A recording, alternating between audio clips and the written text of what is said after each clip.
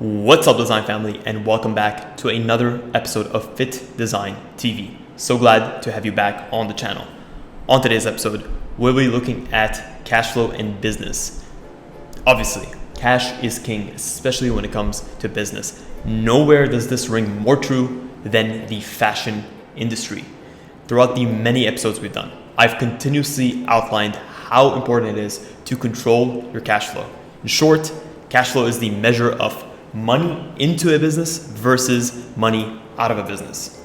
Over the last 4 years, working with a ton of brands from all across the globe, luxury and affordable, I've continuously seen the importance of managing cash flow in the business, making sure that you're timing yourself correctly. That way you always have cash on hand to do what you need to do and to avoid any sticky situations. So on today's episode, I'll be giving you guys 7 quick tips or immediate steps that you can take today to make sure that you never find yourself in a situation where the money coming in is less than the money going out. Hey guys, and welcome to Fittdesign TV. So glad to have you here. On this channel, we discuss all things sports fashion, graphic design, manufacturing, and technology. We'll discuss key topics, answer pressing questions, and provide actionable steps on starting your own product line. If you're interested in any of the above topics, stick around. You're in for a good one.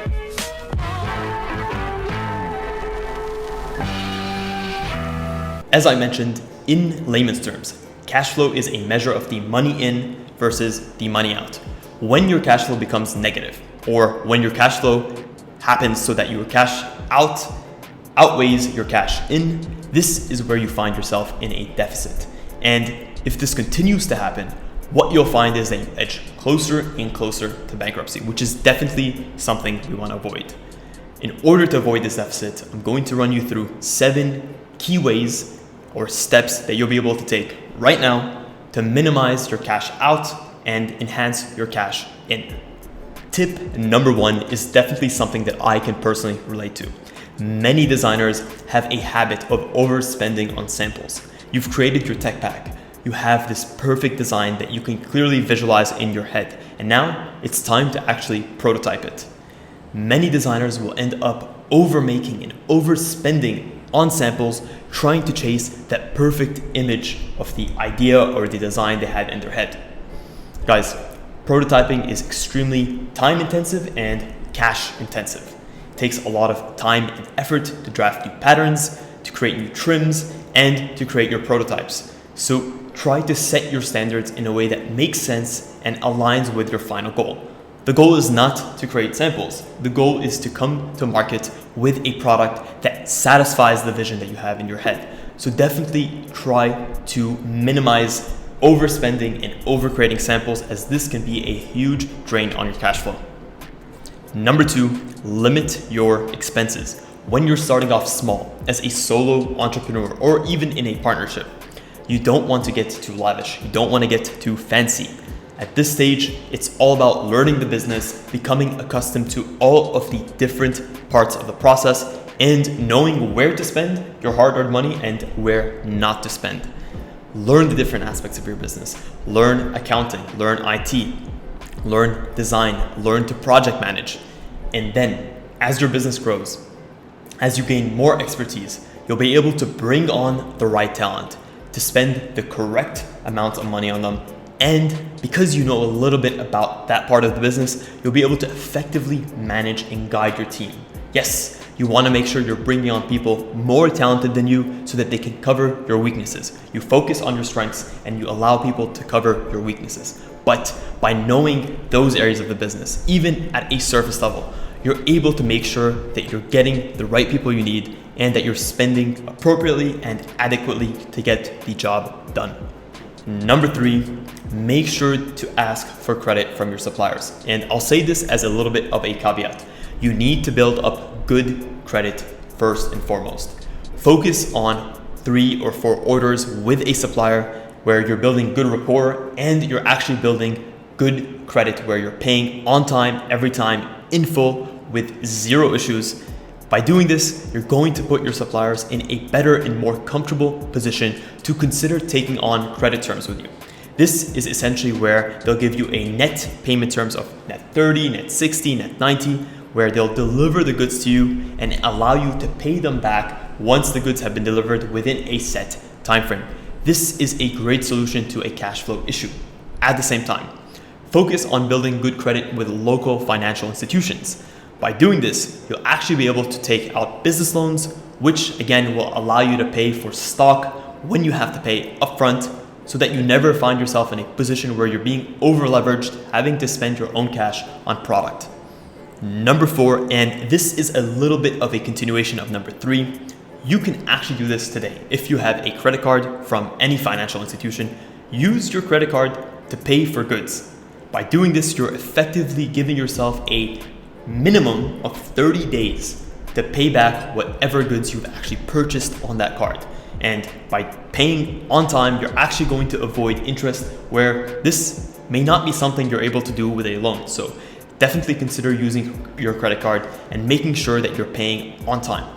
As you continuously build up credit, that credit line on the credit card will actually end up getting larger and larger, and definitely in some more advanced financial institutions in financial countries, you'll actually end up reaping rewards and points back and cash back depending on the amounts that you spend on the card. Number 5, set terms for your clients to pay you sooner. So this actually goes hand in hand with structuring your net payment terms with your suppliers to pay them later. Make sure that you're positioning or that you're being proactive with your clients so that any overdue invoices or unpaid invoices are resolved immediately. You never want to be caught in a position where you've delivered a bunch of product to multiple vendors and none of them have paid you back. This is a surefire way to find yourself in cash flow hell. Number 6, consider selling any equipment or things in general that you no longer use or no longer need. This is an easy way to, number 1, get rid of stuff that no longer serve a purpose in your life.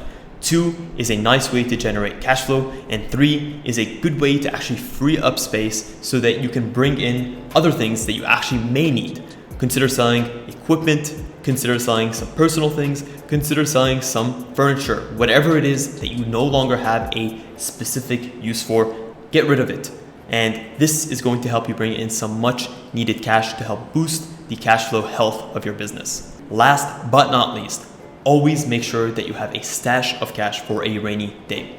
If the last year has taught us anything, is that whatever can happen will happen, and you should be prepared for the inevitability of a bad situation. Use the times or the good times to actually store cash on hand. I would recommend a minimum of 3 months. So tally up your business expenses, multiply that by 3, and that's the amount of liquid cash you should have at hand.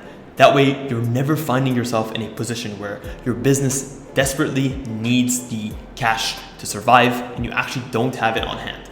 There are things that are continuously going to be out of our control. So use the good times today to prepare you for the inevitable bad times that are going to come. This is a great way to make sure that you survive both the ups and the downs. We all know that life is not a straight path, and this is one way to make sure that you are standing the test of time and your business continues to succeed no matter what the circumstances. Well, that is pretty much it, guys. That's a wrap on today's episode. Hopefully, you've learned a thing or two from these 7 tips and tricks on improving your fashion business's cash flow. I mentioned that cash is extremely important, especially when it comes to a fashion business. Make sure that you're optimizing your cash flow, that your business has the vitality and the actual fuel it needs to go where it needs to go, when it needs to go there. And at the same time, that it's able to weather the surefire storms that are going to happen, because things do happen and we need to be prepared to face those challenges and those adversities. Guys, if you enjoyed this episode, please let us know in the comments below what other fashion business related topics you want to see us cover in the future. And if you enjoyed it as well, consider smashing a thumbs up. That is the only cost of entry to these episodes. We really appreciate it, and it allows more people to see these pieces. Again, guys, thank you so much for tuning in to this episode of Fittdesign TV.